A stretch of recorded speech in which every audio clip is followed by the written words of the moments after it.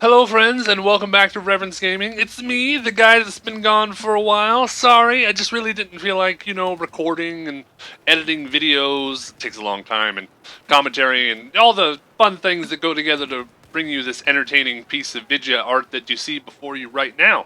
But we're back, and so let's do... Hold on a second. Hey Carl, what day is it? Oh, okay. It's Ump Day!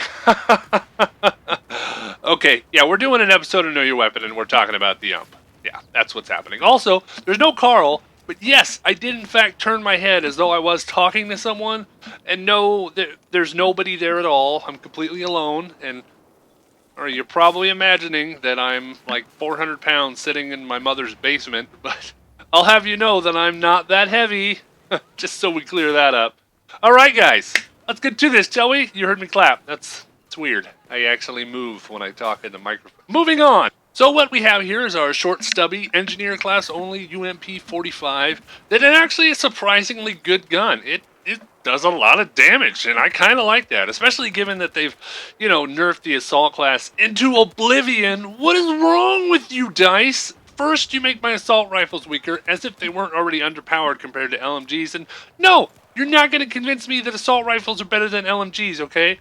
Not going to happen. And then you take my beautiful drugs, my beautiful, beautiful drugs, and then you crap all over them, because now they don't work when I'm suppressed, which is never. I'm never not suppressed in a Battlefield game. Anyway, so let's talk about our loadout for the UMP. We have our Coyote red dot sight, and I should stress this, so we do this for consistency, because it's a nice open area with the little red dot, and my guns all act pretty much the same, because they use the same optic. Things are a little bit different now. Ooh, look, a bow! Since, they did some updates and made things different. But anyway, I just decided I'm not going to use anything else. That's my optic of choice.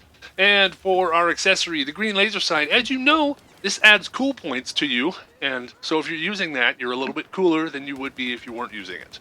And no, it's not, statistically better than the other laser sight. It just will make you cooler, and that's important.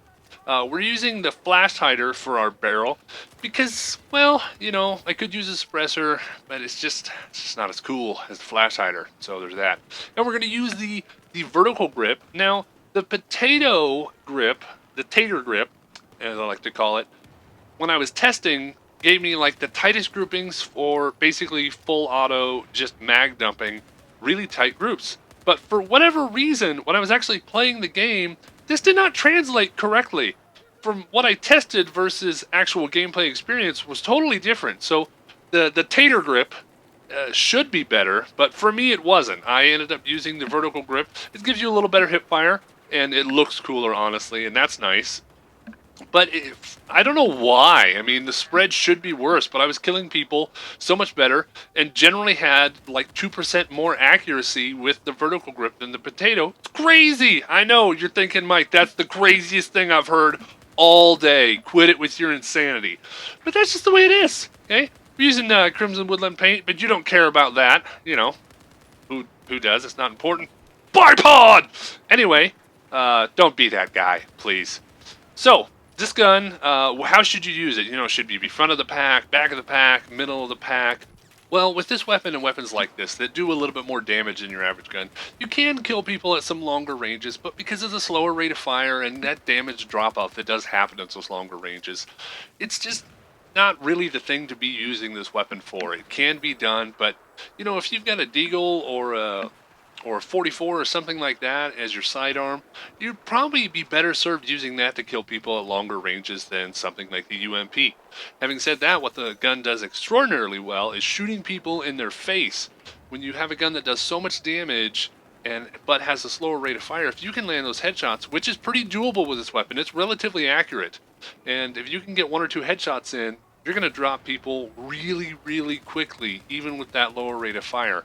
And so that's something that this gun really excels at. So being aggressive with it, try and line up your sights, practice on, finding out where people's heads are and put your sights there to begin with, and then just pull down ever so slightly as you get those first couple rounds off, and you're probably going to be killing people very quickly, which is a good thing. And so with that, we pretty much cover the UMP. It's something that's incredibly strong at close and close medium ranges, and it kind of loses a little bit of its brilliance after that, but still just kind of a solid weapon, and you just really got to love how much damage this weapon puts out. So, as always, thanks for watching, and God bless. Now go shoot somebody in the face. Oh, and one more thing. Drugs are good. Not really, don't do drugs.